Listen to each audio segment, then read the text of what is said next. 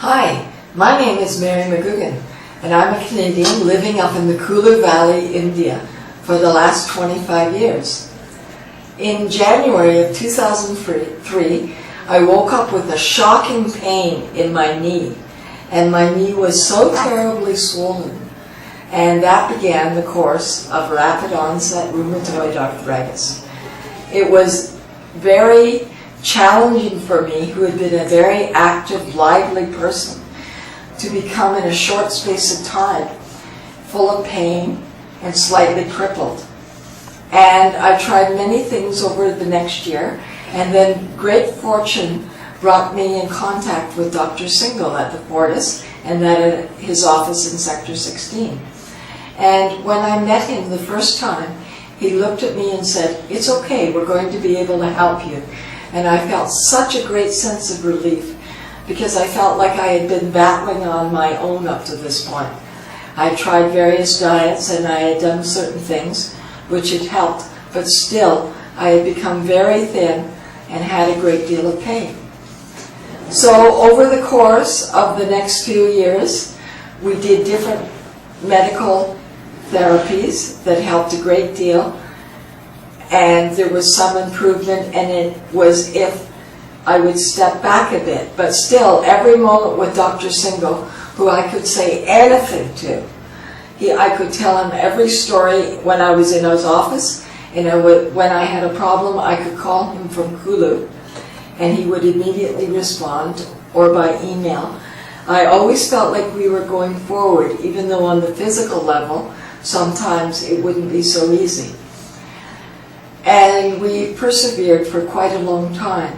And during that time at home, I maintained an active practice of meditation, reading spiritual and very heartening books. I listened to beautiful music, both Indian classical, kirtan, Bach, Debussy, Mozart are among my favorites.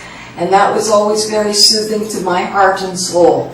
And when the heart and soul are comfortable, then the body is comfortable, no matter what's going on. During this time, I spent a lot of time in my room, but I never felt lonely, because I had great hope and faith in the power of life. Life itself is what brings us forward. And even though my body might have, as you might be able to see, my hands became certainly problematic for me, and there was a time I couldn't use them so well, I never became angry or upset with my body. Rather, I would say, "Look, you've served me, you've given me such a wonderful life to this point. Now I'm going to take care of you, and soon you'll be helping me again." And now, after some years, I make chai and can pour a big pot of chai with one hand that has 4 big mugs of chai. I can make chapati dough. I help my gardener, although he doesn't like me to help him. I do help him in the garden. I vacuum. Many things I do in the house now that I wasn't able to do. And I find, as I do regular things, just normal things the way I used to, I find that my fingers and my hands and my knees are so much stronger, because it's not just like exercise. It's normal things, and the body will remember them more easily. Of course, exercise is very important. Stretching exercises, yoga exercises, so many different exercises. Just even 10 minutes a day, even 3 minutes a day will make a big difference in your life. And there is so much available from so many sources to look into these things. Of course, in my personal journey, I always take time in meditation, in the morning, in the afternoon. And in that meditation, I come to know the self, the knower, that pure being that we are. And in that meditation at the end, I always thank that pure being who has created everyone who comes to help me.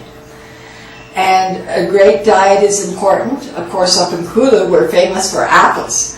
So I find that raw apples aren't so good for my system, but I make a beautiful applesauce, which is cooked apples with a little bit of sugar and lemon juice, and I have that every day for months and months, and that's wonderful. Fresh fruit, vegetables, lots of lovely things are good. And But in the end, perseverance, confidence, that strong and clear relationship with the doctor, who is your partner, not someone who is someone as an authority figure, but your partner in getting through this. And I feel the luckiest person in the world to be sitting here being able to see this now.